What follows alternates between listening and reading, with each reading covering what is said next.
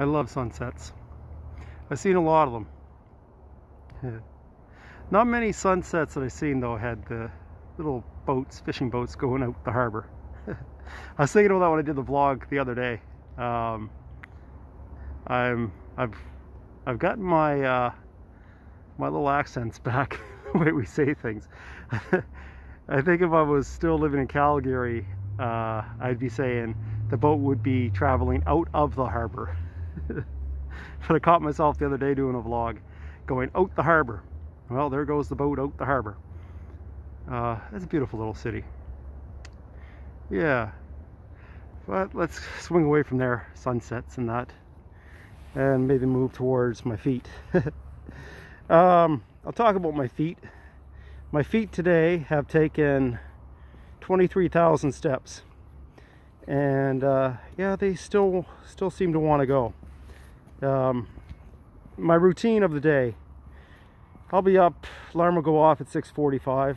I'll get up, make myself breakfast, lots of oatmeal, can of tuna, some yogurt, a carrot. I think that's just about it. And off to work I go. Out the door, I hop on my bike, I go into work. Now I bike from here to work, I think it's about 4 kilometers, maybe a little less. Yeah, and I do that. And at work, I'd like to show you at work right now, but at work I will take many more steps. Sometimes going up and down stairs to gather stuff out of racking. As I say, right now I'm at 23, heading for 24,000 steps. Yeah, so that's my routine until I come home. It is about over 20,000 I usually do by the time I start swinging home. Now I do bike home. And then I usually rest right after work, eat. I'll catch a nap maybe for an hour or two. Get a lot of my night's sleep after work. And then I will get up and I will take some more steps to try to put at least another 10,000 on top of the 20,000, so that I can come up with an average of 32 to 33,000 a day. And 32,000, 33,000, depending on the month. The next month is probably going to have to be 34,000. I'll have to take a little bit more because it's a shorter month. But yeah, that's how my routine goes. Last night, even after doing my steps, it's just to lay on the floor, do some sit-ups, get my core ready, keep my back straight. And then I have a little wobble board as well that I like to go on to stabilize the knees and keep myself in balance. And the next day I'll do it again. Now on the weekends, a lot of people will see me Saturday over in Halifax on Spring Garden Road, and people do know me as the fellow in yellow now. And sometimes as I'm on the way dressed in yellow, "Hey, fellow in yellow," they'll yell out. It's a grueling routine, and I will tell you, I was checking just the other night there, looking at the stats and going, holy crap.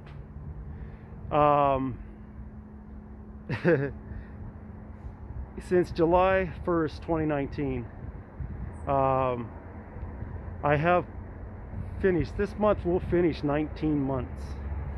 19 months of, oh sorry, my light guy just came in. But for 19 months, day after day on average, I've been averaging 33, I think it's now closing in 34,000 steps. So I'm coming up a little bit above what I wanted to do on a monthly basis. So it's been absolutely incredible, and I'm like, whoa, what's keeping me going? What's keeping me going? Brigadoon. I am thinking of children going through things that children shouldn't go through as children, facing cancer and other diseases, having their lives interrupted. And this has been a huge interruption in my life, in a way where, well, my clothes are in tatters. I mean, yeah, you know, if we'll focus in on that. This is a raincoat, and it has not been very waterproof for probably a year and a half. I won't go out and spend the money I want to spend on the comfort of rain gear. I do put on a poncho underneath this when it rains. I'm using it now as a wind shield, biking back and forth.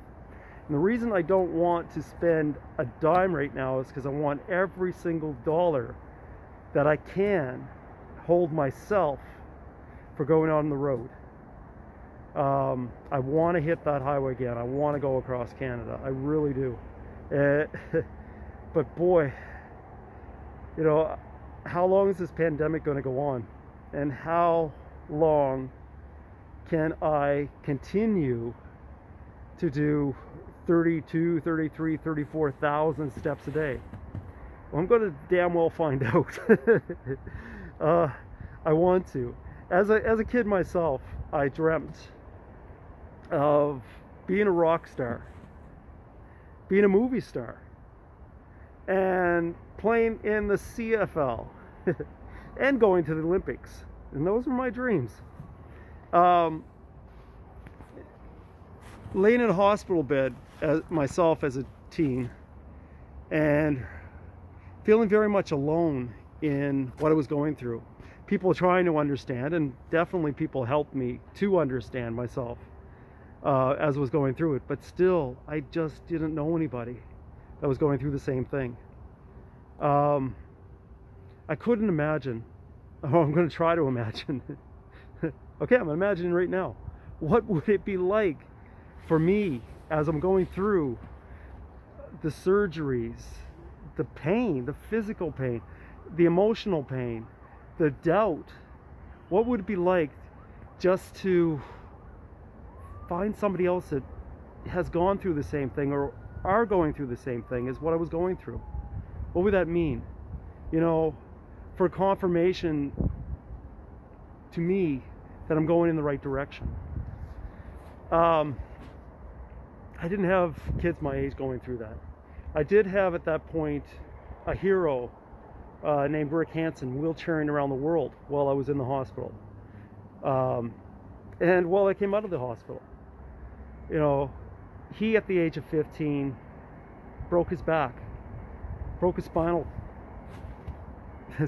cord, paralyzed, lost the use of both legs.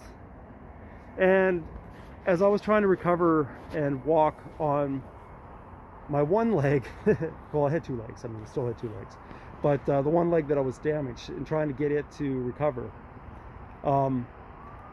it was almost every step that I was taking, I was thinking of what it would have took Rick to come back from his injuries to a point where here he is strong enough to wheel around the world in a wheelchair.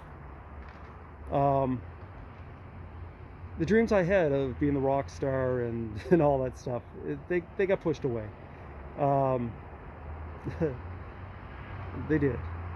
And it started to form a new dream of, you know, if I said, man, if I can ever move on two legs again, you know, I'm going to go as far as I can. As a child, I forgot. Between the childhood to an adult. Child, that's all I was thinking about. But as an adult, I forgot that dream. And I was pursuing the rock star dream, really. I had $26,000 invested in equipment. I had my own virtual studio. And when I remembered, I said, okay, I need all the resources I can to try to make it across Canada. And I put up all my music equipment on eBay. I had a microphone, it went to Spain. Sampler went to Croatia. I actually had a video projector that went to, well, where would a video projector go? But California, Hollywood. But I sold it all on eBay. Oh, actually I had a sound mixer that went to a lady at, it was, what is it?